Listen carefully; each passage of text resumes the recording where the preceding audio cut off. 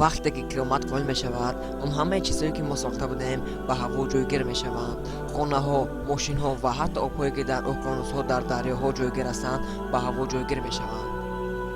инро ҳатто тасаввур кардан хеле душвор аст.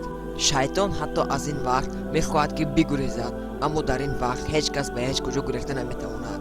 ин мисли ҷанг аст, аммо дар ин вақт ҳеҷ ҷанге намешавад.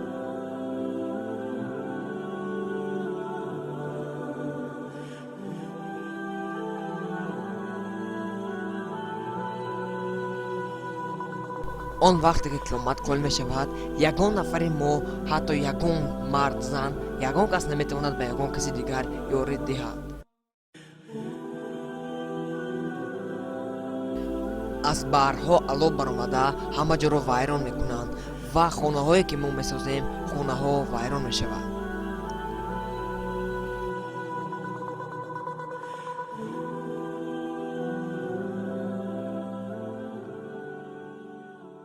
баъдан худованд аз Азроил мепурсад, ки дар ин дунё кӣ монд? Азроил ҷавоб медиҳанд, ки ҳазратҳо ва фариштаҳо мондаанд. худованд мегӯяд, ки онҳоам бояд бимиранд. худованд боз ҳам аз ҳазрати Азроил мепурсад, ки дар ин дунё кӣ монд?